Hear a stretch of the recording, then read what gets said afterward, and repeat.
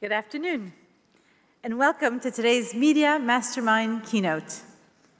I often get asked what exactly TV is today, and it's true that it's getting harder to define. As I hope you've noticed, we have a major focus on VR this year at MIPTV, with a VR theater and a zone down in the exhibition area and a number of sessions on VR, recognizing that VR is an important new definition of the content experience. And that's why I'm so very happy to introduce our next speaker, Rikard Steiber.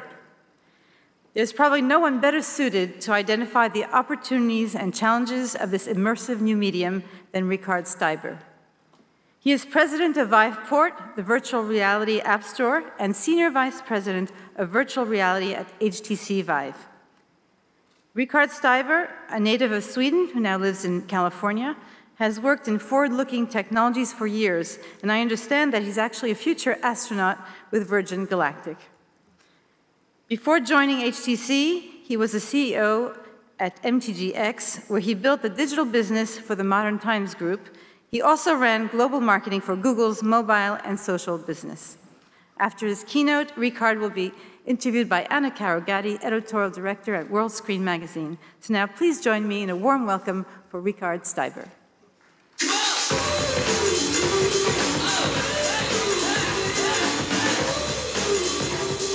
Hello, everyone.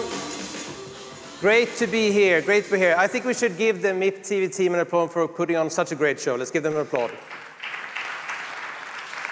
So when I grew up, I wanted to be a superhero. And today I have two young girls, and I see that they want to have special powers. And for the first time ever, we can all have superpowers. Because in virtual reality, you can be anyone. You can go anywhere, and you can create anything. 19 years ago, The Matrix was premiered. And I think for many of us, this was the defining movie that explained what virtual reality could be. And today, we can see that you can actually be in the Matrix. You can be in the story, and it opens up completely new opportunities. However, virtual reality has a problem. It's kind of hard to explain. Like Neo and Morpheus in the movie, Morpheus offers Neo the opportunity to take one of two pills, because he says, you cannot explain the Matrix, you have to experience it. And the same thing with virtual reality. So to get everyone on the same page, I wanted to share with you a short movie from our partners at Valve that will show you something called mixed reality and show you some of the experiences that you can do in virtual reality. So this is typically what happens in the living room on Saturday nights. So me and my wife will invite some friends for dinner, we'll have a glass of wine, and then my wife will look at me and she'll say, Rikard, let's not do virtual reality tonight. And then eventually, my friend will say, is Star Wars having this virtual reality experience? Can I wield a lightsaber? And then we sneak out and play. So what is amazing with virtual reality is that you can achieve something called true presence. And what true presence means is that when your visual system, your auditory system, and your motor system, your body system, is fully immersed, your brain thinks that the virtual reality experience is actually the real experience. So you can have sensations which are 10x whatever you watch on a movie or something like that. So when you think about virtual reality, there are actually 3 levels of technology. You have mobile VR, where it enables your mobile phone to look around, typically a 360 video. You could have the game console VR, which you're probably sitting in front of a TV, you could have a headset, and then you can have some interaction. And then you have the full immersive VR with the Vive, which we launched actually a year ago from today. But it's not just that kind of technology. It's also coming all kinds of accessories. There's a new ecosystem of devices, everything from haptic feedback to all kinds of controllers. You got becoming wireless. You don't have to have a cord. And of course, there's much more social experience where you can talk and chat with people in virtual reality. My favorite experience is this one. It's a hybrid between mobile and VR. And what this team did was that they created a new experience with your mobile phone. So they put a tracker, this little thing that you see, on the back of your mobile phone, And then it enables the phone to basically look into the virtual reality world. So the person in this case who's the hero of the movie is in an alien shooter. But his friends on mobile phones can peek into the world and then also help him fight the aliens. So we're starting to have these hybrid virtual reality solutions, and we're just in the beginning of what the technology can do. So if you think about virtual reality, I would argue it's a new computing platform. It's going to be the next mass medium. So if you think back on the previous revolutions, think about the PC, think about the web, think about mobile. In the early days, it was always the geeks, the gamers, the early adopters that adopted this technology first. But it wasn't necessarily gaming that made the PC big. It wasn't gaming that made the web big. And certainly it wasn't gaming that made mobile big. So if you think about your mobile usage, you're probably using social media right now, checking your emails, taking photos. So we're in this beginning, we're in year one of virtual reality, which means that it's, of course, entertainment and gaming related. But going forward, there will be new categories of content, new kinds of experiences. We don't really know what they're going to be yet, but we have a hunch. We think that exploring new worlds, education, creativity, social, immersive storytelling, and having brand experiences will be new things. So I want to share some examples to make it come alive a little bit for you. One of my favorite experiences is to travel. And Jaunt VR, they did this beautiful experience around Nepal. And you can basically experience this like no other. It's a 360 experience. It's a new type of storytelling. But also, you have Everest VR. And in Everest VR, you're not just watching, but you're actually participating in the climb. So let's have a look at how it would look when you're actually yourself climbing Everest. So we're seeing these two worlds. We have the cinematic world, and when we have the computer graphics world, the gaming world, coming together, telling stories in virtual reality in new ways. Another great example is documentaries like David Attenborough's The Great Barrier Reef, where you get an opportunity to travel underwater with him, and he explains what you see underwater. It's a unique experience, and it's fully immersive 360. You can look around and discover things. But also, you have Weaver, the Blue, which is a computer graphics animated experience, which is also interactive, which enable you to go underwater and interact with beings underwater. It's interesting, you see his reaction there. The whale is not there, but he's like, whoa. So what's exciting with virtual reality is that you can not just capture things around you, but you can also capture yourself and become an avatar or have a sort of holographic movie. This is an example from Björk, who just released a musical video using this technology. But you can literally travel, the world or the known universe. And one beautiful example of this is Google Earth VR, which enables you to travel anywhere on the planet. So one of the things we found that's very interesting is that some of the most popular experiences is not where you just experience things, but is where you create things. And if you think about what's happening in our society, we're all part of this co-creation economy. And the distance between producers of content and consumers of content is being blurred. And we're all becoming producers and consumers at the same time. So one of the most popular apps are things where you can create art or paintings or designs. But today, everyone can be a movie producer. Anyone can create shows. So I wanted to give you one example how you can actually create your own animated shows, share them with your friends, and your friends can actually build on it and share it back to you. So my favorite experience, it's very embarrassing as well, but once you try it, you can't help giggling, is Mindshow. And let me just show you how easy it can be. When you're standing on that wing, I can promise you that you wouldn't jump out. You would not jump out. So, of course, the entertainment industry is going to change radically. And actually, today, with this headset, everyone would have their own IMAX theater at their home. You don't have to watch on a small mobile phone anymore. You could actually be in a theater like this to experience your content. So we're starting to see these entertainment experiences coming into cinemas, to amusement parks, and this is Ghost Train, where you have collaborative social experiences in VR, which are exciting. And of course, we're in year 1, and the reason I'm here is to reach out to all of you people who are the real heroes, who are creating the stories and representing the content, because we're starting to see things like Star Wars coming into virtual reality, doing experiments where you can be a Jedi and wield a lightsaber. We're seeing experiences where live events like esports events and, of course, musical events and sports events are coming into VR. We're starting to see the most popular sort of episodic content having 360 or interactive experiences. But we're still very, very early. And I think there's so much content out there, so much IP that consumers around the world really love. And there's an opportunity for content creators and distributors to capture what is VR, what is that window, how can we create stories that are much more immersive and intense than we have today. So 19 years ago, pretty much last week, a Matrix premiered. In 1 year's time, Steven Spielberg is going to launch a new movie called Ready Player One, which is probably the #1 book in pop culture which defines the future of virtual reality. A future where we go to work in virtual reality, where we go on vacation in virtual reality, where we hang out with our friends in virtual reality. So we believe that March next year, there will be a defining movie that explains to the world what virtual reality can be.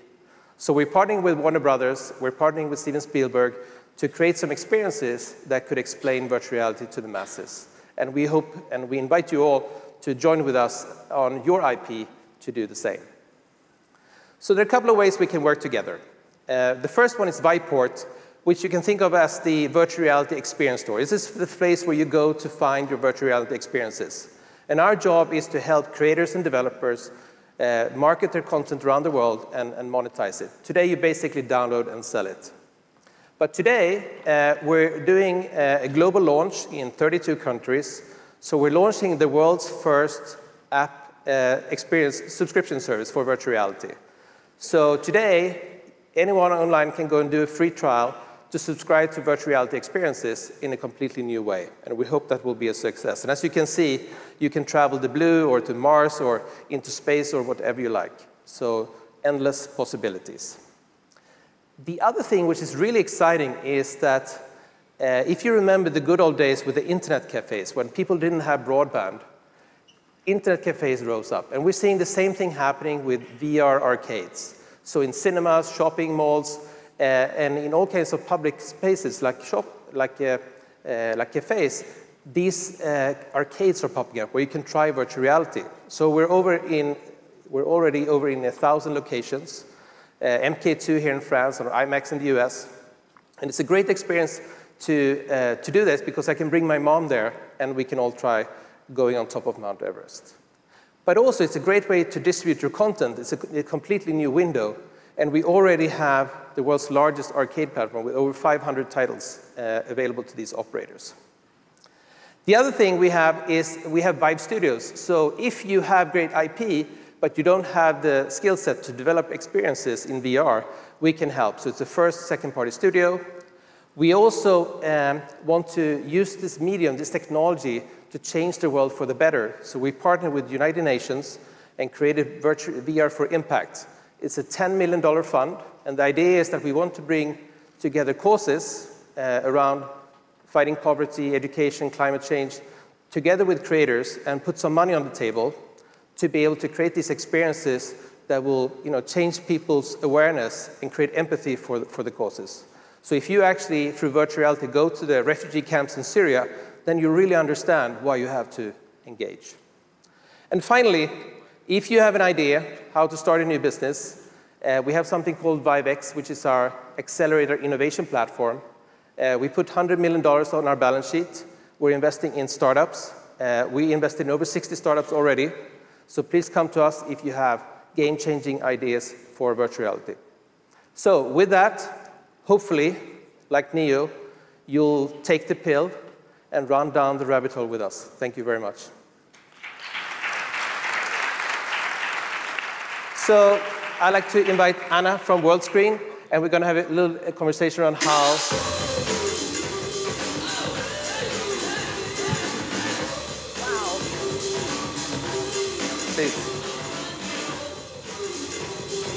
That was something, wasn't it? Could we just have a really quick show of hands? How many in the audience have already tried, or perhaps even own VR headset? Wow. Aha, okay. Woo. How many instead are like me, are new to this? Okay, all right. We have believers in the audience. We have believers in the audience. So those 3 of you, actually in Hall C on the -1, you can actually go and try. So let's get it to 100%. Right.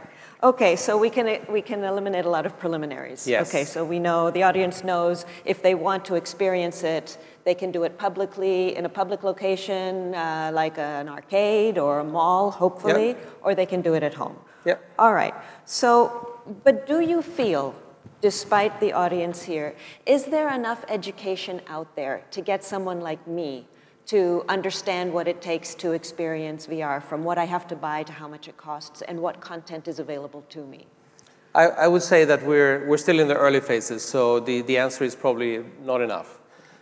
So today I would say that it is the early adopters that are out there. It is the people who have a high-end PC who are playing games today. Right. And for them it's of course very easy to upgrade with a headset and keep having these kind of experiences. I do think that for us, as a parent, for example, who have 2 young daughters, education is, so important. And I can see how effective the media is. And of course, we want to attract creators who have documentary or educational content to use virtual reality so we can market it and then we can bring in the teachers. And the same thing for creators or people who are, have great IP or television or movies. But even brands, I mean, I'm Swedish and I give the example of IKEA. We all have the IKEA catalog and we're clinging to it. But actually, wouldn't it be nice if you actually could move into your room and you could decorate it with all the furniture, change the color, and then actually see how it actually would fit. So there are endless opportunities. Right. All right. For producers who have always produced for regular linear television or even SVOD platforms still, there's a certain type of narrative and a certain type of story structure. Is it completely different in VR? Is it a different language? Can somebody who's been producing successfully up to now make the transition, or are you looking for completely new talent? Yeah, I think, what's fascinating with 360 video, for example, it may not be real VR, but it's immersive storytelling. Then, you put the camera there and then you have to kind of get out of the way. You couldn't do that close facial zoom in on Tom Cruise when he's feeling really angry, so you just have to capture it. Whereas in CGI, when computer graphics, of course, then you can do much more, but it's non-linear storytelling, so the user can actually choose path rather than having sort of something predefined. So could the current storytellers do it? I don't know. I do think that there are a lot that won't make it. So I do think that there will be this new breed, new young talent who can understand both the essence of storytelling, but also how you can use this technology and this medium to tell that story really well in completely new ways. Right. Give us a little bit of background about how the deal for the Steven Spielberg movie came about, because that's pretty exciting, isn't it? And that will help more people like me join the bandwagon, so to speak, right? Yeah, I think, the best way we found so far to explain virtual reality is to use this mixed reality where you can sort of see what a person in VR is doing to some extent. And I do think that I had the opportunity to read the script, and what the book and what the movie will do is it will take you to these different environments. It will take you to work or to vacation, or how engaging in games and all kinds of fantastic battles. So I do think it will actually visualize, like the Matrix did 19 years ago, what a virtual reality could be. It's dark, so like any technology, it has its sort of pros and cons. So I hope that could be something that makes it a little bit more mass appeal, that people get curious and then want to find out a little bit more. Right. What examples, even though we're still in phase 1, as you said, and it's principally for these people who are the gamers or the early adopters, what type of TV programs do you envision at this point that could lend themselves to VR? Yeah. So I do think actually Vice was doing a talk earlier, and they had Vice News, which is exciting. And I do think that if there was a terrorist attack in Paris, of course, you watch it on news and it's 2-dimensional TV screen, and that's fine. But if you could actually transport yourself to the streets of Paris and you see people lying on the floor, you see it's burning, you hear the sounds in stereo, you're actually there. Or you go to the streets of Syria where, there's chaos and a lot of poor people and, disaster. The empathy machine will sort of come into play and you'll really feel something which you wouldn't do if you watch on a small TV screen. So I think there's an opportunity to change not just news and scripted and documentary, but also education. And I think the example I like to give is if you're into dinosaurs, let's pretend that you're going to read about the Stegosaurus. However, if you were transported to Jurassic Park and you walked side by side with a giant Stegosaurus, you could see its big head leaning down, eating grass, and then you hear the roar of the T-Rex in the background. The Stegosaurus raises its head, looks afraid, and starts moving with the herd. Of course, that takes 20 seconds to show, but for a kid, you will never forget that. You will never forget how big it is, that it eats grass, it's afraid of T-Rex. Can you imagine the amount of text that you have to read, or maybe like images? There's no way else for you to actually transfer that experience. So in a sense, with virtual reality, we're democratizing experiences. You can go to Syria, you can go to Mount Everest, you can go to the planet Mars before Elon Musk. So things that only were available to the few is now becoming available to everyone. And that's the power of VR. You mentioned the dinosaur roar. Yesterday we were talking about the importance of audio. How does audio play into VR? It's a very important component, isn't it? Yeah, I think so. I mean, in a 3D environment, of course, you need to use like audio cues, for example. So like the Everest people, what they do is that they do audio so that you turn around and see that something going on. You have to help the user to see the right thing. But also, when you're on top of Mount Everest, you hear your heavy breathing. And what happens when you hear this is that it affects your body and it raises your pulse. So with audio, you can actually change your physical state. Maybe you're becoming, excited or sad or something like that. So if I go back in time a little bit to when 3D came about, I think 3D did not reach its potential, in part because in the beginning, a lot of people did it inexpensively, the quality wasn't good, and a lot of consumers were turned off by it because they thought that it wasn't good quality. What is the industry in VR doing now to avoid that from happening to VR? Yeah, I think what's the most important is, of course, that we have great content, we have great storytelling, and that's why we're here, and we want to invite you all to capture this opportunity. I do think that the 3D is an unfair comparison because this technology is orders of magnitude more immersive and a step change. However, we are taking things, it is costing you some money, it is technology, so we are in year one, but we're going to work very hard to make sure that it becomes very user-friendly, very affordable, and I think it's getting people access to more content is going to be key, and that's why we launched the subscription service now, so that for a small monthly fee you can consume lots more content than you probably would do otherwise. Right. Imagine for a minute that we're a year from now. Where would you like to see the industry in a year's time? Yeah, so I think when I'm here next year, all of you will be selling virtual reality formats. Our biggest IP will be there. Probably in our schools and universities and libraries, there will be VR for us to test. When you're going to buy your car, you're going to build it in VR and drive it. When you're going to look at your next vacation destination, you're going to check it out in VR first. And of course, when you're going to buy that IKEA sofa, you are definitely going to do it in VR first. We have a few more seconds. You said something yesterday that was very interesting. There is an application for VR for museums too, right? Yes. Tell us about that. Yeah, so I do think that if you're an architect, designer, or a creator, doing things in 2 dimensionals is one thing, but now you can actually paint in 3D, you can sculpture in 3D.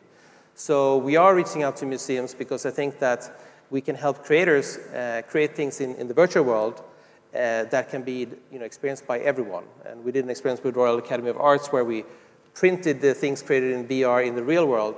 But I think the perhaps power is that in VR, you can go to any museum in the world and you can watch your favorite paintings or your favorite artist. So you don't have to go to the Louvre or to some places in London. Everyone can go there. So it's democratizing access to art. Fantastic. Our time is up, All right. unfortunately. Thank you very much. Thank you much for listening. Thank you.